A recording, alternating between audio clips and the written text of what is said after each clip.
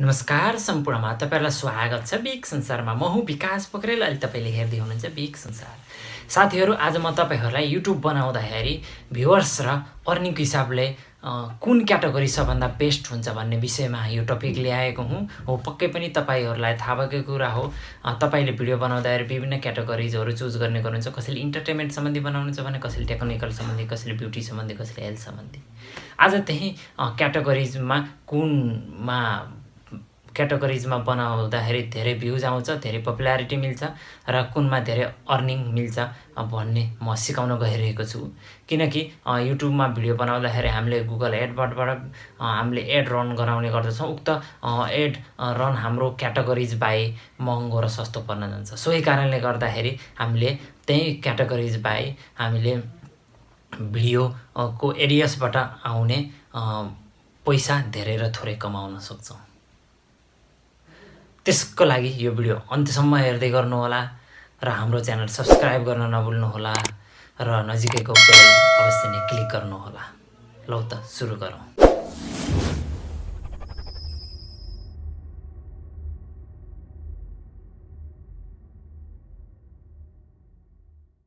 Viewers र अर्निङको हिसाबले best क्याटेगोरीज कुन हो भन्नुभन्दा पनि पहिला तपाईलाई मैले एउटा सानो जानकारी दिन गइरहेको छु। कुन कुन क्याटेगोरीजमा कस्तो खालको कन्टेन्टको भिडियोहरू समावेश हुन्छन् भन्ने विषयमा म तपाईलाई कुरा गर्न गइरहेको छु। सबभन्दा पहिला म्युजिक क्याटेगोरीबाट सुरु गरौँ। म्युजिक क्याटेगोरीमा तपाईको म्युजिक कम्पोजर सम्बन्धी पर्दछ। यानि कि तपाईले कुनै पनि कम्पोजरको गीत अथवा म्युजिकलाई सिधै ल्याएर तपाईले राख्दिनु भन्ने होइन। त्यसको मतलब तपाईले आफ्नै ओरिजिनल रूपमा आफैले स्वयं क्रिएट गरेको म्युजिक क्याटेगोरीजमा राख्नु अत्यन्त राम्रो हो। अनि त्यस्तै गरी अर्को भनेको इन्टरटेनमेन्टमा तपाईहरुलाई स्ट्यान्ड अप कमेडी अनि त्यसपछि कमेडी अनि प्र्याङ्क्स अनि त्यस्तै गरी भाइन्स अनि सर्ट मुभिज आदि इत्यादिहरू पर्दछन्। अनि त्यस्तै गरी न्युज च्यानलमा तपाईको अब विभिन्न प्रकारका न्युजहरू पर्दछन् भने त्यस्तै गरी अनि टेक्नोलोजीमा पनि कुनै एक प्रकारको कन्टेन्टमा भिडियो बन्दैनन्। तपाईले फेसबुक र युट्युब सम्बन्धी अपडेटेड इन्फर्मेसन दिनुभयो भने पनि त्यो पनि एउटा टेक्नोलोजी सम्बन्धी नै पर्छ। कुनै एप्सको रिभ्यू गर्नुभयो अथवा कुनै प्रोडक्ट्सको रिभ्यू र अनि त्यसरी तपाईले अनबक्सिङ गर्नुभयो भने पनि त्यो पनि टेक्नोलोजी भित्रै पर्दछ। अथवा सिइओ अथवा एन्टिभाइरससँग सम्बन्धित कुनै पनि तपाईले भिडियो बनाउनु भयो भने पनि त्यो पनि टेक्नोलोजी भित्र पर्ने गर्दछ। अनि त्यस्तै गरी अर्को भनेको तपाईको हेल्थ भनेको फिटनेससँग सम्बन्धितहरू पर्ने गर्दछ। अनि त्यस्तै गरी ब्युटी भनेको तपाईको कुनै पनि प्रोडक्ट्स युज गर्ने मेकअपका सामानहरुदेखि लिएर आफ्नो शरीर सौन्दर्यताका लागि युज गर्ने सामान प्रोडक्टहरुको युज गर्ने हुन्छ।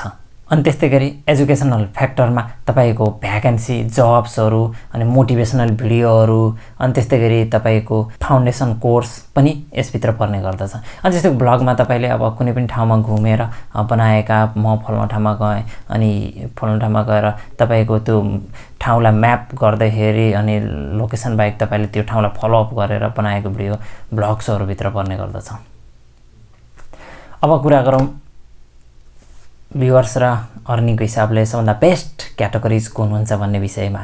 सबभन्दा पहिला म्युजिकको कुरा गर्दाखेरि यसमा गुगल एडबाट दिने एडभर्टिजमेन्ट प्राय जसो कम हुने गर्दछ। अनि त्यस्तै गरी यसमा सीपीसी पनि कम हुने गर्दछ। अनि त्यस्तै गरी आरपीएम पनि कम हुने गर्दछ। तर यस क्याटेगोरीको भिडियोमा भ्युअर्स धेरै आयो अथवा भाइरल भइदियो भने चाहिँ पपुल्यारिटी एकदम धेरै मिल्ने गर्दछ।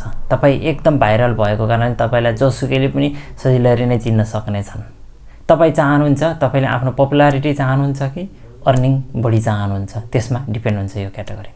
त्यस्तै गरी इन्टरटेनमेन्ट च्यानलको लागि इन्टरटेनमेन्ट च्यानलमा गुगल एडवर्डबाट एडभर्टिजमेन्ट पनि कम रन हुने गर्दछ भिडियोमा। तर यसमा पपुल्यारिटी धेरै मिल्यो भने चाहिँ तपाईलाई बाहिरबाट स्पोन्सर आउने सम्भावना बढी हुन्छ।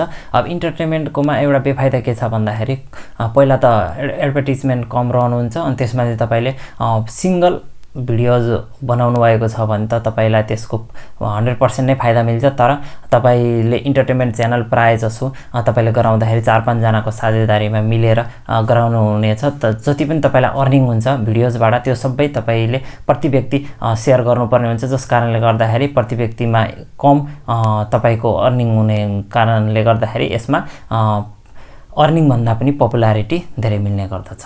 त्यसको साथसाथै तपाईले 4-5 जना मिलेर भिडियो गराउँदाखेरि डेली त बनाउन सक्नु हुँदैन इन्टरटेनमेन्ट च्यानलको लागि। तपाईको थोरै ग्यापमा रहेको हुनाले तपाईले 10-15 दिनमा एउटा इन्टरटेनमेन्ट भिडियो बनाउनु भयो भने पनि त्यसमा रन हुने एडबाट तपाईलाई डेली भिडियो अपलोड नभएपछि अवश्य नै अर्निङ पनि कम हुने गर्दछ।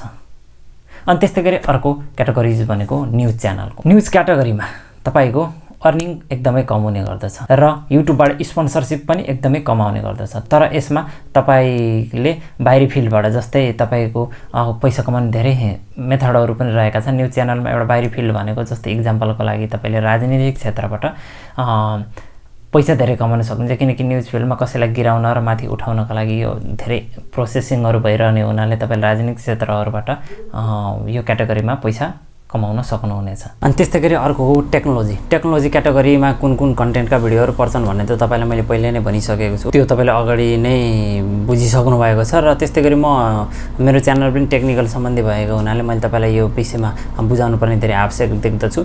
टेक्नोलोजीमा तपाईले विशेष गरेर विभिन्न कन्टेन्टमा भिडियो बनाउँदा भन्दा पनि अनबक्सिङ खाले भिडियोमा प्रायःजसो तपाईको एकदमै बढी स्कोप रहेको छ। त्यस्तै गरी अनि टेक्निकल क्याटेगोरीमा तपाईले भिडियो गराउँदाखेरि तपाईको गुगल एडवर्ड्सले पनि महँगो खालको एडहरू दिने गर्दछ। तपाईले थोरै भ्युजमा पनि धेरै पैसा कमाउन सक्नुहुनेछ यस क्याटेगोरीमा। यसमा अर्थात् निष्कर्षमा भन्नुपर्दाखेरि टेक्निकल क्याटेगोरीमा तपाईले अर्निङ धेरै गर्न सक्नुहुनेछ। मैले भनेको अघि नै अनबक्सिङमा तपाईले धेरै कसरी पैसा कमाउन सक्नुहुन्छ भनेर विशेष गरी भन्दाखेरि टेक्नोलोजी क्षेत्रभित्र पनि अनबक्सिङ तपाईले गरिरहँदा विभिन्न कम्पनीहरूबाट तपाईलाई त्यस्तै ठुल्ठुलो कम्पनीहरूबाट तपाईलाई कुनै प्रोडक्टको अनबक्सिङ अथवा रिभ्यू गर्नका लागि तपाईलाई अफर आउन सक्छ। साथसाथै त्यो कम्पनीले तपाईलाई पैसा पनि दिन सक्छ अनबक्सिङ र रिभ्यू गरे बापत। त्यस हुनाले यो टेक्नोलोजी क्षेत्रमा तपाईले स्पोन्सरशिप अनि त्यसपछि युट्युब च्यानलबाटै गुगल एडवर्डबाटै र अनि विभिन्न कम्पनीहरूबाट पनि तपाईले यसमा धेरैभन्दा धेरै पैसा कमाउन सक्नुहुनेछ। अनि त्यस्तै गरी अर्को एजुकेसन फिल्डमा अथवा क्याटेगोरीमा तपाईले भिडियो बनाउनु भयो भने भ्युज एकदमै धेरै आउँछ, पपुलारिटी पनि तपाईलाई धेरै मिल्छ, तैपनि तपाईको यसमा अर्निङ चाहिँ एकदमै कम हुने हुन्छ। गुगल एडवर्डबाट एडभर्टिजमेन्ट कम मात्रामा तपाईलाई रन गराउने गर्दछ, अर्थात् सस्तो एड तपाईलाई यसमा दिने गर्दछ। अनि त्यस्तै गरी अर्को ब्युटी एन्ड हेल्थको कुरो गर्दाखेरि तपाईलाई यसमा गुगल एडवर्डबाट महँगो खालको एडभर्टिजमेन्ट दिन्छ। त्यसका साथसाथै तपाईलाई स्पोन्सरशिप अथवा कुनै प्रोडक्टको लागि तपाईले विज्ञापन गर्नु परेमा अन्य कम्पनीहरूबाट तपाईलाई ब्युटिसियन अथवा फिटनेस सम्बन्धी विभिन्न अफरहरू आउन सक्छ। त्यसकारणले उनीहरू छुट्टै कम्पनीहरूबाट पनि तपाईले पैसा कमाउन सक्नुहुन्छ, स्पोन्सरशिप धेरै पाउन सक्नुहुन्छ। त्यसकारणले यसमा अर्निङ धेरै गर्न सकिन्छ, अर्थात् भ्युज कम भए पनि धेरै अर्निङ गर्न सक्नुहुनेछ। त्यस्तै गरी अन्तिममा रहेको छ ब्लगरबाट तपाईले धेरैभन्दा धेरै पैसा कमाउन सक्नुहुनेछ। तपाईको सुरुमा 10-12 टा भिडियो आफै र्याङ्किङ भएर भाइरल भयो भने पुराका पुरा भिडियो त्यसपछि तपाईको एउटा कम्पनीले नै स्पोन्सर गर्न सक्नेछ। अनि यसको खाली ब्लगरमा तपाईले एडभर्टिजमेन्ट पनि अरूको इन्टरटेनमेन्टको तुलनामा केही रूपमा महँगो एडभर्टिजमेन्ट रन गराउनेछ। तर यसमा एउटा के समस्या हुन्छ भने तपाईले अब ब्लगर बनाउँदाखेरि डेली बनाउन सक्नु हुँदैन, तपाईले विभिन्न ठाउँहरुमा घुमेर बनाउनु पर्ने हुन्छ। त्यस कारणले गर्दाखेरि 10-15 दिनमा एउटा भिडियो निकाल्नु पर्ने भएको हुनाले त्यो कारणले गर्दाखेरि तपाईको अर्निङ राम्रो भए तापनि एडभर्टिजमेन्ट महँगो रन गराए तापनि तपाईले भिडियो 10-15 दिनको ग्यापमा राख्नुपर्ने हुनाले त्यसबाट अर्निङ चाहिँ खासै फाइदाजनक हुने छैन टेक्नोलोजीको तुलनामा। अनि त्यस्तै गरी अन्यमा टिकटकर व्हाट्सएप सम्बन्धी कन्टेन्टमा तपाईले भिडियो गराउनु भने यिनीहरू प्राय जसो त बनाए तापनि मोनेटाइजमा समस्या हुने गर्दछ। अनि अर्को भनेको यो धेरै पपुलारिटी भयो भने तपाईलाई यसबाट स्पोन्सरशिपबाट मात्र पैसा धेरै प्राप्त हुन सक्छ। तपाईलाई यो भिडियो कस्तो लाग्यो? आजको लागि यति नै। अन्य नयाँ जानकारीको लागि हाम्रो च्यानल सब्स्क्राइब गर्न नभुल्नु होला र नजिकैको बेल आइकन अवश्य नै क्लिक गर्नु होला। हस्त धन्यवाद। आजको लागि यति नै।